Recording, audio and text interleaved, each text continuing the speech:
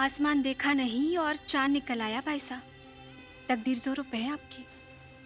पेशवा जी ने पान मंगवाया है, लो आप ही दे आओ। इसी बहाने में अब बहाने की जरूरत नहीं है। ये कटार पेशवा ने दी है। या अल्लाह, और अपने ले ली भाई साहब।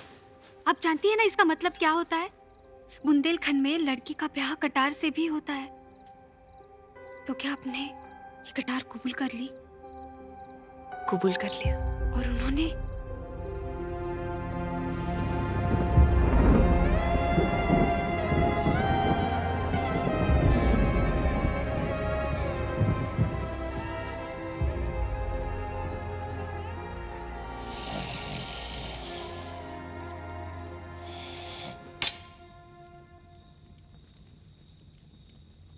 पान।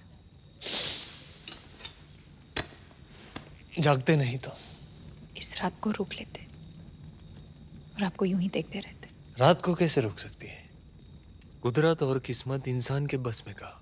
जो इंसान के बस में नहीं, वो इश्क के असर में। तो क्या इश्क का असर आने वाले सूरज को भी रोक सकता है?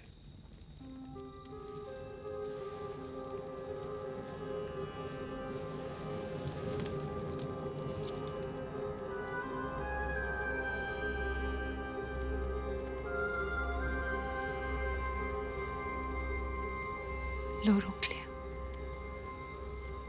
पान खा लीजिएगा वरना हम बिन बात बदनाम हो जाएंगे। मस्तानी साहिबा, हम कल चले जाएंगे तो हम शायद फिर कभी ना मिले। तुझे याद कर लिया है आयत की तरह। अब तेरा जिक्र होगा इबादत की तरह।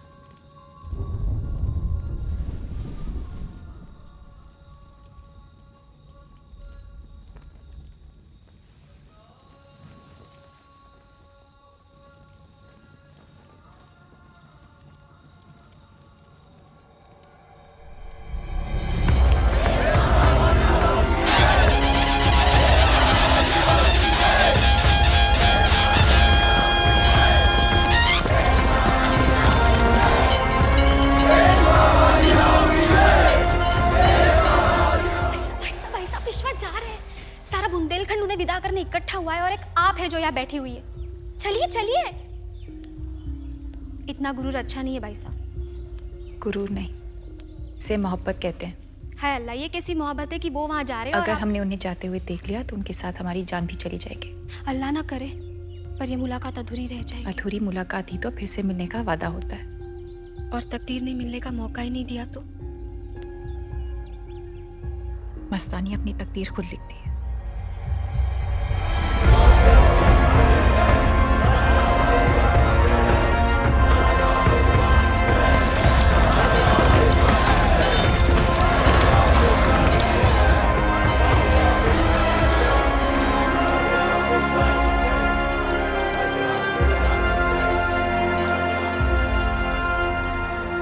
ये सच है कि पेशवा ने हम पर बहुत बड़ा एहसान किया है, पर सौगात के साथ हम मस्तानी को पूना नहीं भेजेंगे राजा जी। हम मानते हैं कि शास्त्र के मुताबिक हमारी शादी नहीं हुई है। मैं मुसलमान, आप राजपूत। पूना जाने का फैसला हमारा है।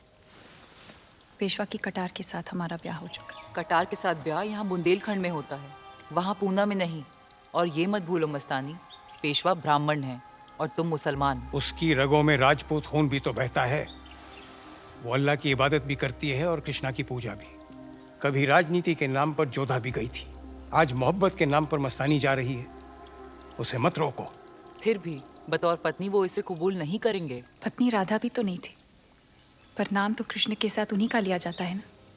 वो तो भगवान हैं। और इश्क इबादत, और इबादत के लिए इजाजत की जरूरत नहीं है।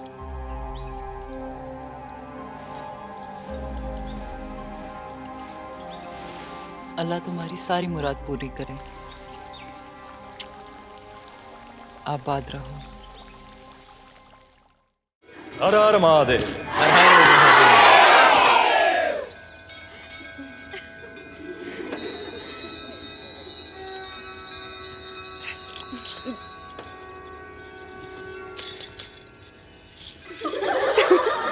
खैरिया पेशवेंट भाई, आपने हमारा नाम नहीं लिया इस बार? नहीं नहीं भैया, नया घर नई प्रथा। हर बार हमारी पेशवेंट बाई ही नाम क्यों ले? इस बार आप नाम लीजिए।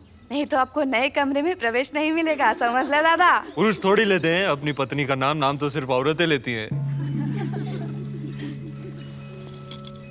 हीरे में हीरा हो तो उसे कहते हैं कोहिनूर। राव का नाम लेते ही काशी के चेहरे पे आता है नूर।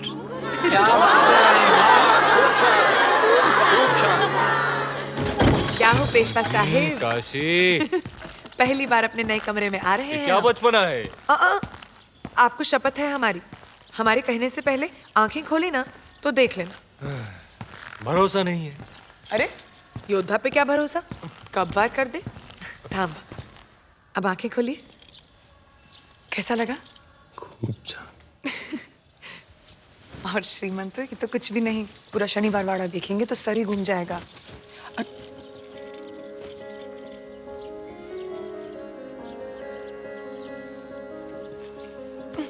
एक बात हमारी समझ में नहीं आई पेशवेन भाई। कौन सी बात?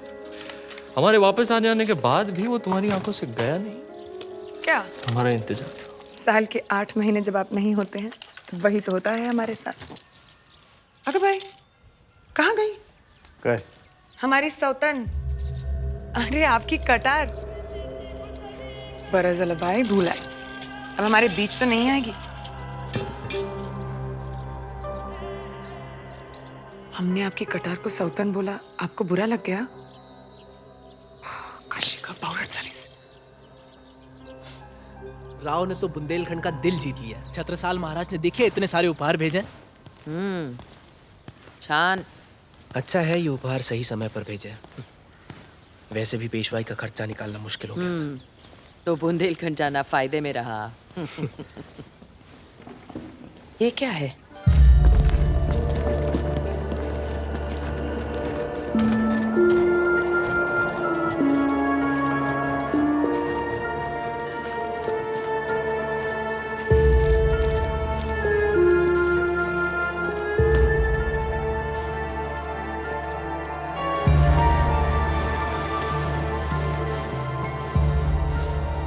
कौन हो तुम? पहचाना नहीं तुमको।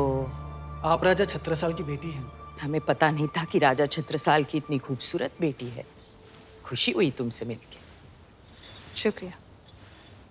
नाम क्या है तुम्हारा? मस्तानी। मस्तानी।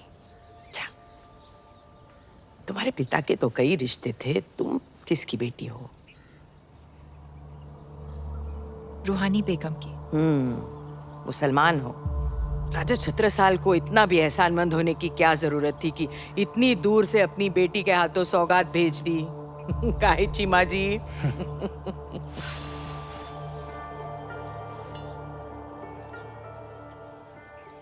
ये कटार तो राव की है। जी उन्होंने ही दी थी, और बुंदेलखंड में लड़कियों का ब्याह कटार से भी होता है। होता होगा, राजपूत और मुगलों में ऐसा होता होगा, लेकिन हमारे यहाँ पेशवाई में ऐसे राजनीतिक रिश्तों को नहीं माना। पर हमारा ब्याह तो हो चुका है। चीमा जी, इनका पूना से बाहर रहने का बंदोबस्त किया जाए और बुंदेलखंड वापस जाने से पहले मिलके जाना।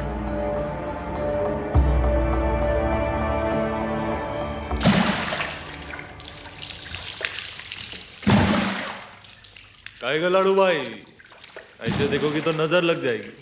हम नजर लगा नहीं, उतार रहे थे।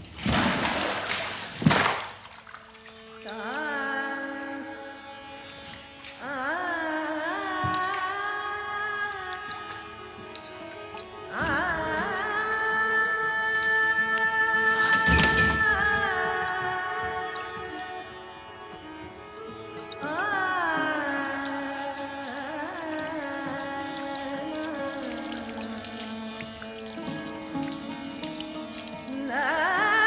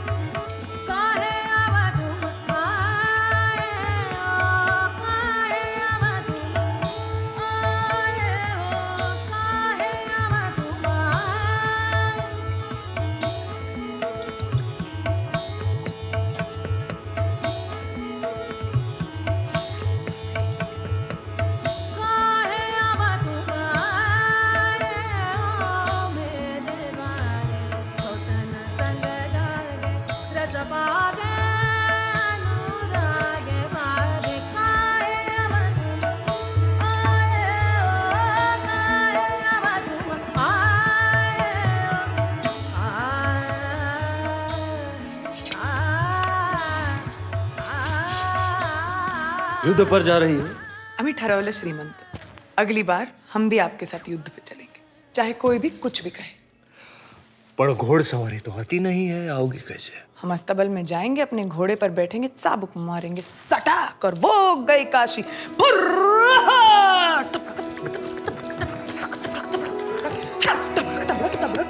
हर हर महादेव। ये देखिए, हम युद्ध पर पहुंचे नहीं और आप शुरू हो गए। अरे इस योद्धा के जीवन में और है ही क्या? 2 गज जमीन, 2 निवाले, एक खुला आसमान, एक सवारी, एक तलवार और एक काशी। कुल मिला के 27। कैसे 27? 27 घाव। और इस बार दुश्मन कितने पास आ गया आपके? छेड़िए मत उसे।